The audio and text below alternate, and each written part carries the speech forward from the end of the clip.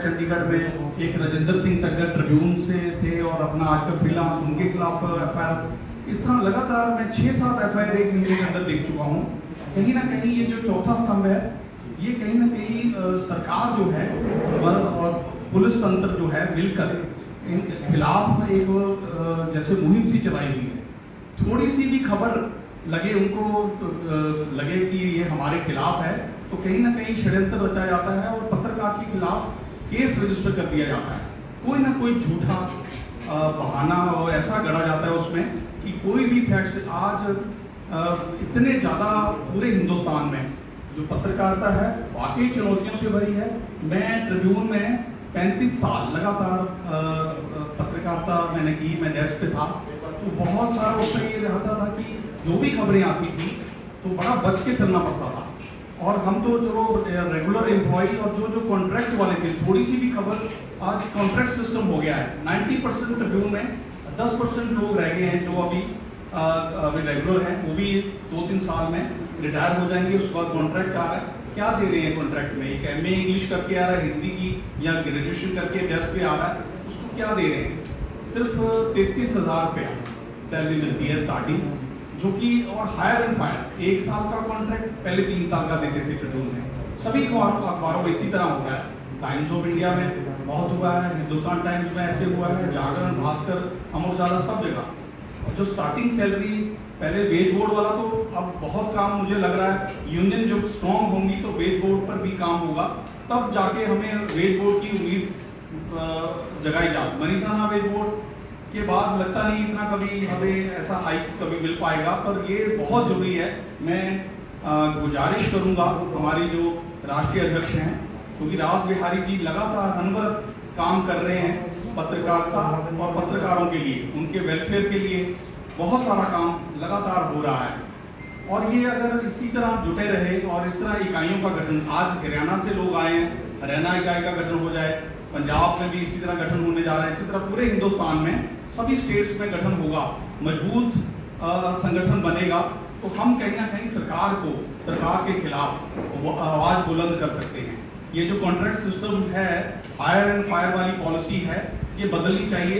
हमेशा प्रेशर में मैंने 35 साल जॉब किया, अपने सामने कई लोगों को काम करते करते कुर्सी से गिरते हुए देखा, बहुत सारे लोगों को हॉस्पिटल, इसीलिए ट्रिब्यून को एम्बुलेंस खरीदनी पड़ी। ऐसे किसी अदारे में एम्बुलेंस नहीं होगी, ट्रिब्यून की अपनी एम्बुलेंस है। और वहां से हम इमीडिएटली सेक्टर 16 जनरल हॉस्पिटल या PGI लेके गए और बचाव हो। ऐसा ही नहीं, कुछ लोगों ने, नाम भी लूंगा, तीसरी मंजिल से छलांग लगाई और ऑन द स्पॉट उनकी डेथ हुई। तो ये प्रेशर नहीं था क्या? पर खबर दबा दी जाती है क्योंकि उसको बेनिफिट, उसके परिवार को कहा जाता है कि कोई बेनिफिट नहीं मिलेगा, अगर सुसाइड डिक्लेयर हुआ तो कोई बेनिफिट नहीं मिलेगा, और चुप रहो, आपको सारे बेनिफिट मिल जाएंगे। वो जो बेनिफिट, क्योंकि रेगुलर एम्प्लॉय था उनका तो मिल गए, अगर जब कॉन्ट्रैक्ट का कोई एम्प्लॉय होता तो उसको कुछ नहीं मिलता। 33,000 सैलरी और PF कटता है, वो मिलेगा बस। ये इस तरह रुकना चाहिए। और पूरे देश में जो चौथा स्तंभ है, अगर इसको नहीं बचाया गया, इसके लिए नहीं लड़ा गया, तो आने वाला समय बहुत ही मुश्किल होगा।